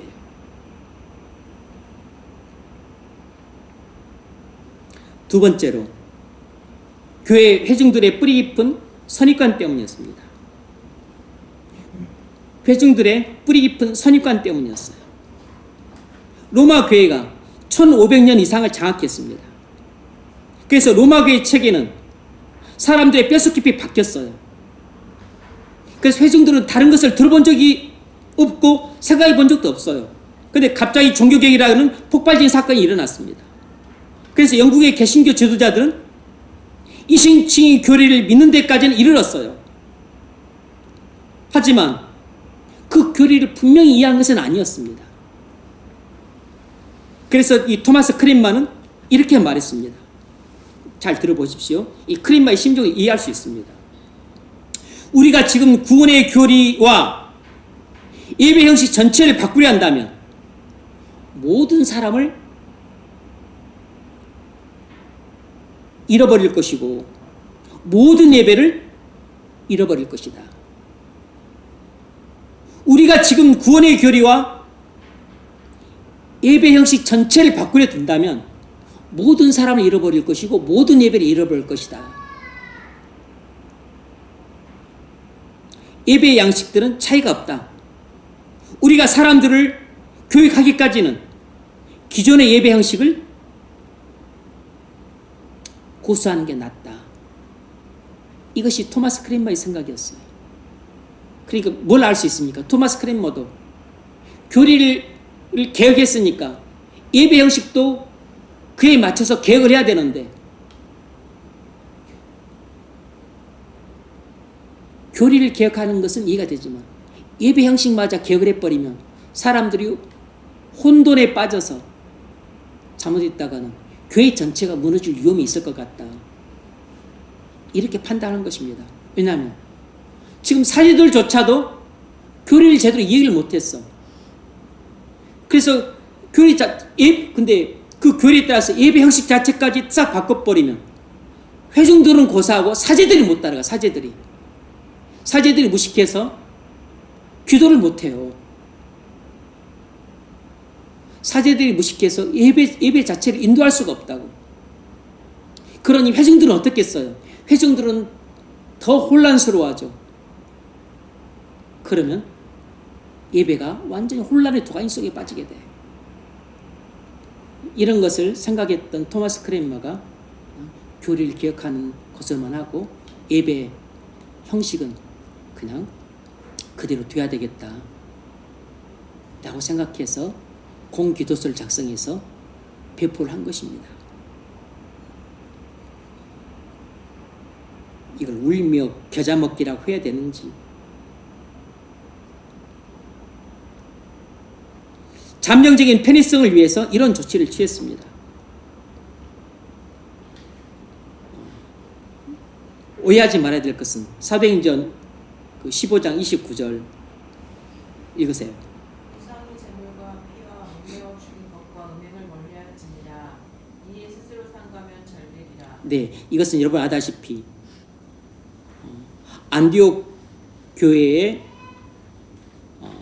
그 문제 때문에 믿음으로만 구원받는다는 것을 부정하고 할례와 율법까지 받아야만 구원받는다고 주장하는 그 거짓 교사들 때문에 바울과 바나바가 찾아왔었을 때 예루살렘 공회가 열려서 예루살렘 공회에서 이렇게 결정을 내렸던 거죠.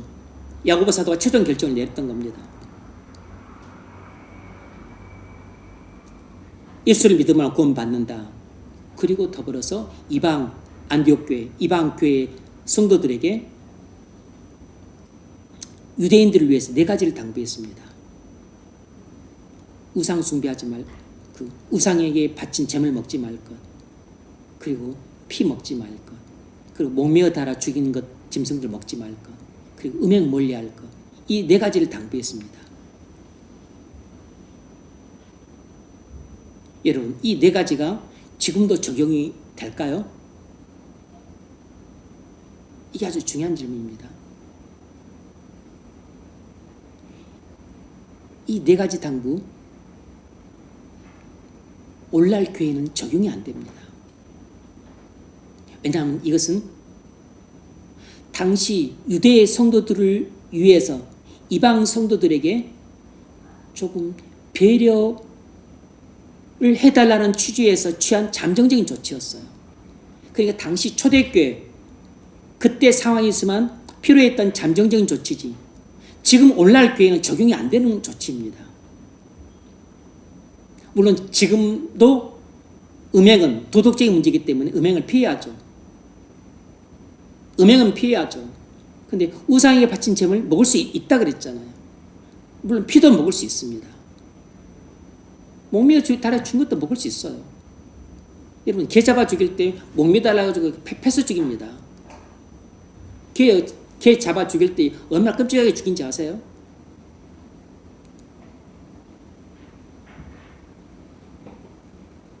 피를 먹지 말아야 된다면 피에 많은 독소들이 있으니까 먹지 않는 게 좋죠. 우리 건강을 위해서 먹지 않을 뿐 다 먹어도 됩니다. 지금. 그러니까 여기서 사도행전 15장에서 말하고 있는 이것들은 당시 초대교회 상황에서만 잠시 적용됐던 조치입니다. 오늘날 교회는 적용이 안 되는 것이에요.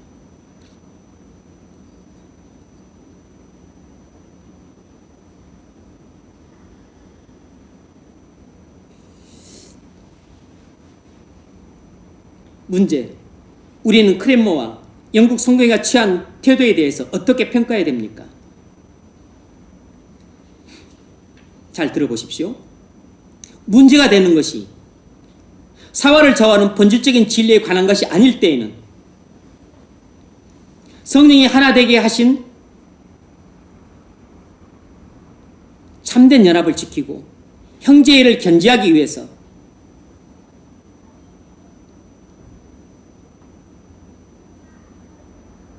예루살렘 공의가 결정 같은 위에 호소를 하고 양보를 하는 것은 옳은 일이라는 것입니다.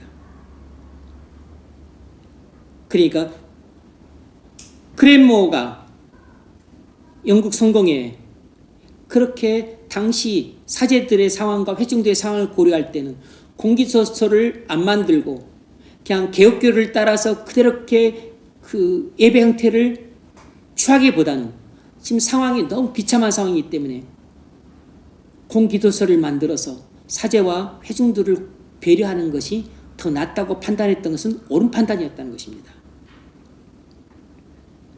문제가 되는 것이 사활을 좌우하는 본질적인 진리에 관한 것이 아닐 때에는 성령이 하나 되게 하신 참된 연합을 지키고 형제를 지키기 위해서 예루살렘 공회가 결정했던 것처럼 그렇게 호소를 하고 양보를 하는 것은 옳은 일이다. 그래서 공기도서가 나온 것이다. 그러나 그것이 영구한 예배 형태로 고착되는 것을 정당화시키지 못한다는 것입니다. 무슨 말입니까? 그것이 영구한 예배 형태로 고착화 되는 것은 잘못된 일이라는 것이에요. 그런데 살짝 그런 일이 그렇게 조치했었을 때는 크렘머가 잠정적인 조치로서 그렇게 했는지 모르겠지만 근데 결과적으로 그것이 세월이 흘러가면서 전통이 되고 결국은 고착화되어서 거기서 못 벗어나고 있는 것입니다. 오늘날까지. 오늘날까지 못 벗어나고 있는 것이에요. 500년이 넘도록 못 벗어나고 있는 것입니다. 500년이 지나도 못 벗어나고 있다. 그러니까 뭔가를 한번 결정할 때는 그 당시 상황도 충분히 고려를 해야 되지만 이것이 한번 이렇게 결정했었을 때 훗날 어떤 영향을 미치고 어떤 결과를 가져올 것도 충분히 예상을 하고서 결정을 하는 그런 성견지면적인 자세도 대단히 중요한 것입니다. 지도자에게. 지도자인 그런 것이에요. 그래서 지도자인 성견지명이 필요합니다.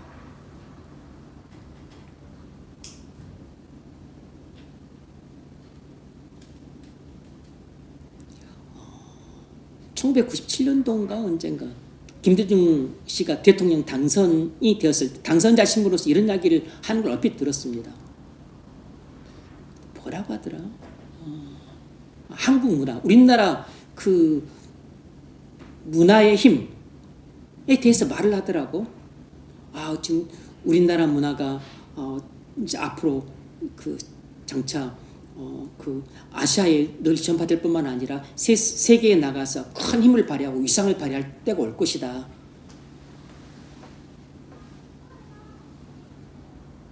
제가 얼마 전에 이 영상을 봤는데 너무 웃겼어요. 왜냐하면 전 1997년도 그때가 당선이 되었을 때가 IMF 사태에 맞아가지고 온 나라가 망연자실한 상태에 있었습니다. 우리나라가 부도가 나다니 천하에 이런 일이 일어날 수가 있나. 그래서 온 나라 국민이 정신을 잃어버리고 막 금모으기 운동하고 그럴 때였었어요. 그런데 우리나라 문화 힘에 대해서 이야기를 하더라고. 얼마나 상황이 맞지 않는 말이고, 그리고 지금 나라가 부도가 난 나라인데 무슨 문화의 힘입니까?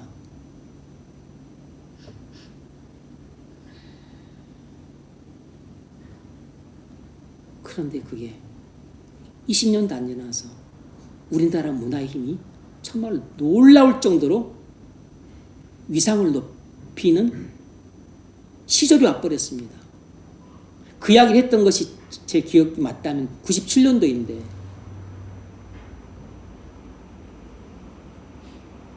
20년도 안 돼서 그런 일이 왔다니까. 근데 그 당시에 누가 우리나라 문화가 이렇게 세상에 널리 전해지고 그리고 뭐 K-팝, K-무비, K-뷰티, K-푸드 당시 세계의 많은 나라들은 사우스 코리아가 어디에 붙어있는지도 몰라요. 노스 코리아는 알아도 사우스 코리아는 모릅니다. 김대중은 알아도 한국은 몰라요. 근데 무슨 문화의 힘입니까? 이미 아예 부도가 난 나라인데.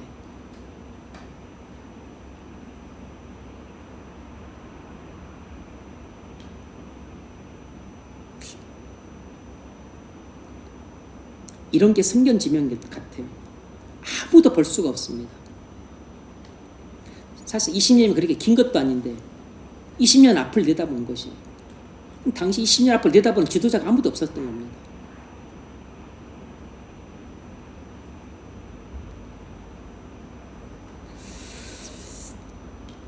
크랜머가 당시 상황에서 맞는 일을 했는데 지금 500년 지나고 나서 지금 와서 보면은 영국 국교회가 이렇게 잘못된 전통이 고착되게 만든 주범이 되고 말았어요.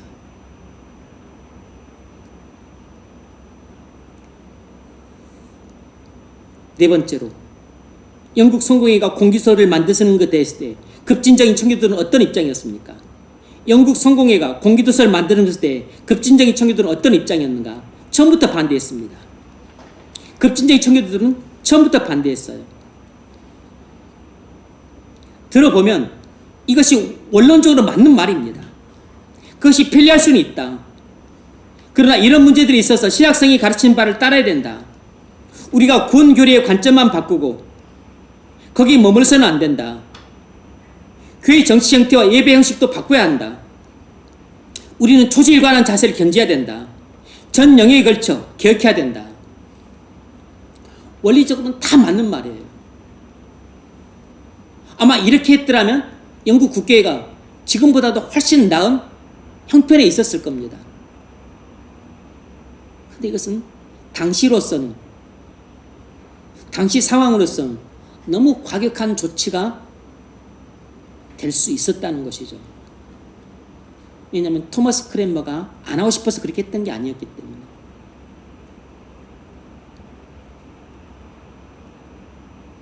그래서 글로체스터의 감독인 존 후퍼와 그 견해를 함께하는 사람들은 부당하게 첨가된 모든 것을 폐기해야 된다 주장을 했어요. 로마 교회에 의해서 부당하게 첨가된 것들이 얼마나 많습니까? 그것들을 다 뜯어내고 제거하면 교회가 완전히 그냥 넝마가 되거나 무너지기 쉬운 상태가 되는 것이에요. 로마 교회에 온갖 1000년 동안, 그 1500년 동안 온갖 비성경적인 요소들을 다 만들어놨기 때문에 그걸 제거해버리면 아마 지금 로마 교회에서 영국 성공회로 바꿨던 그 영국 성공회는 무너지기 일부 측정이 되었을 겁니다.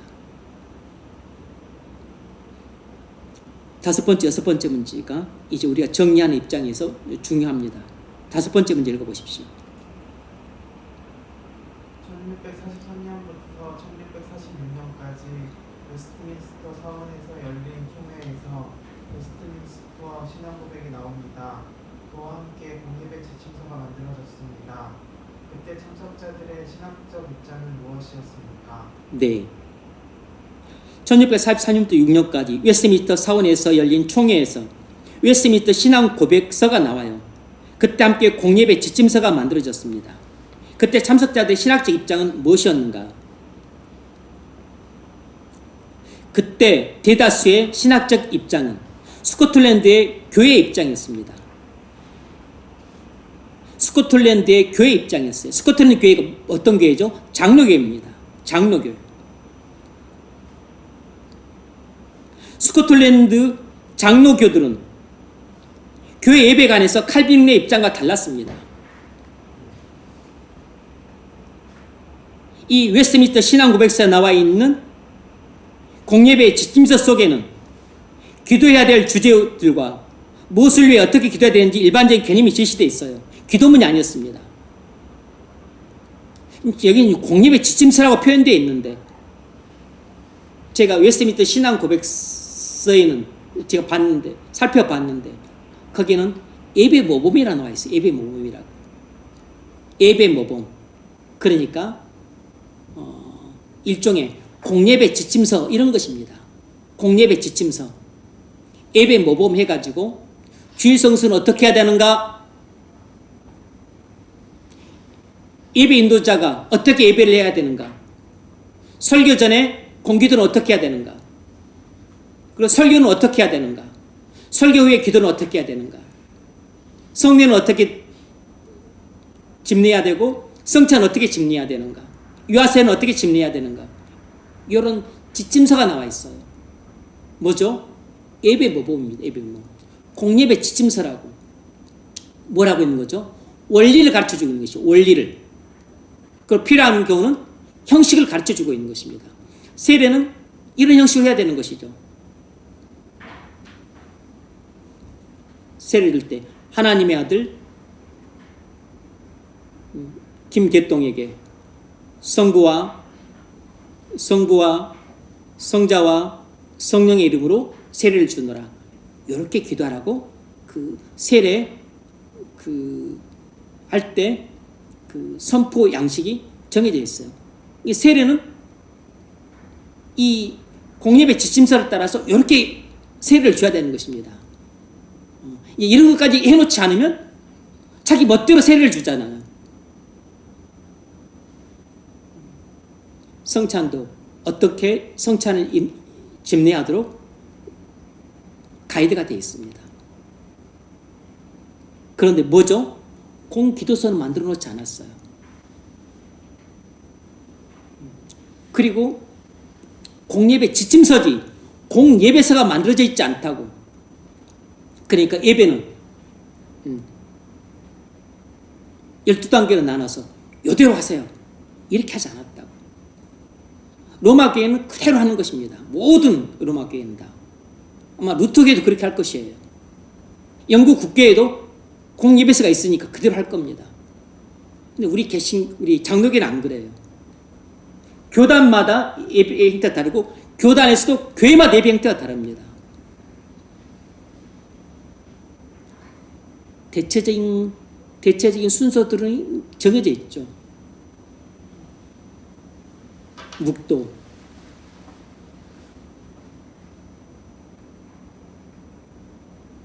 그리고 또 뭐 교동문 낭독, 찬송, 그리고 또 뭐 공적인 기도, 그리고 뭐 또 찬송, 그리고 설교, 그리고 설교 후에 기도,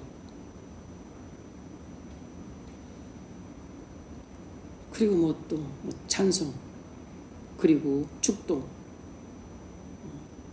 일반적으로 그런 순서로 합니다. 여기다가 뭐 또 다 함께하는 또 뭐 참여를 넣기도 하고 뭐 성경 봉독을 넣기도 하고 어떤 교회들은 또 자기 교회에서 하는 또 교회 표 낭독, 표 낭독 그 하기도 하고 이제 교회마다 목사님마다 제각각을 합니다. 뭘 넣기도 하고 안 넣기도 하고.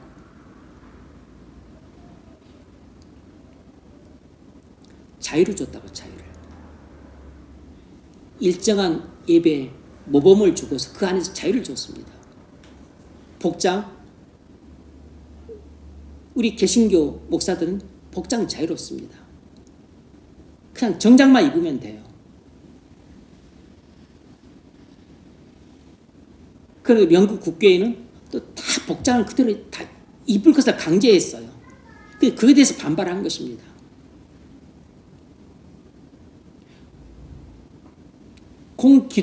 공예배서대로 예배하고 공기도서를 낭독하고 그렇게 예배하라고 그 통일령 때 그 수장이 아니고 다음에 이제 또 통일령을 내리는데 통일령 때 모든 국교회는 전부 이 공기도서를 읽고서 다 똑같이 기도하라 이렇게 강제가 내려온 것이에요.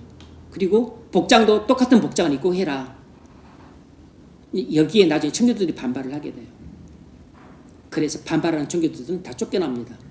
그것이 추방령이에요. 통일령에 반발했던 청교도 목사님들을 다 쫓아낸 사건이 추방령이라고. 오늘날 우리 개신교회도 우리 교단 목사님들도 그냥 일반 주일인데도 그 뭐죠? 가운을 입고 그 예배를 인도하는 경우도 있습니다. 그것도 허용을 해줘요. 우리 교단에서는. 일반적으로 그렇게 할 필요가 없죠. 가운은 우리가 예배를 집례하는 일종의 제사장으로서 가운을 입는 것이기 때문에 뭐 저를 비롯해서 대부분의 목사님들은 평상시에 가운을 안 입습니다.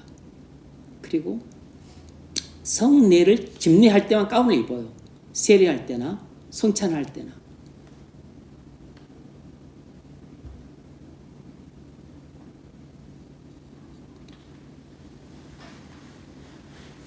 6번째 문제. 1662년 영국 교회에서 통일령이 발표되고 추방령이 선포된 사건의 핵심 요지는 무엇인가?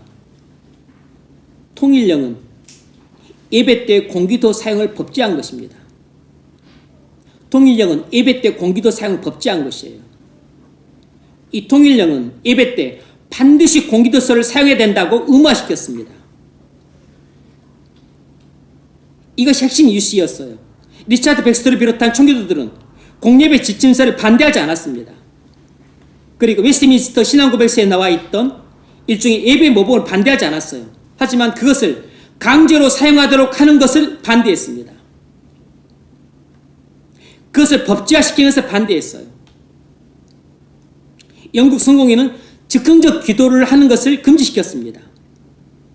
공기도서에 나와 있는 대로만 기도하라고 한 것이에요.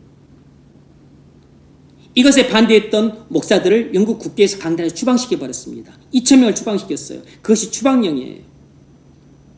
옳은 것입니까? 잘못된 것이죠.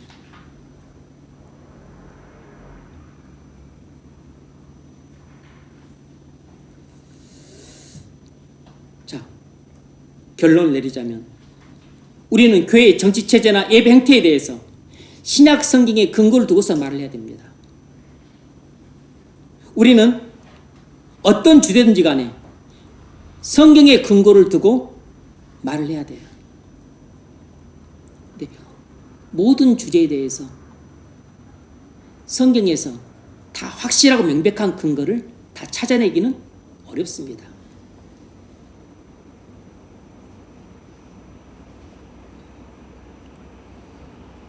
그러나 어쨌든 할 수 있는 대로 모든 주제에 대해서 성경에서 근거를 찾고 말을 해야 됩니다. 그래서 공기도문을 사용하거나 공기도서를 사용하는 것이 정당하다고 주장할 만한 성경적 근거가 없다는 것입니다.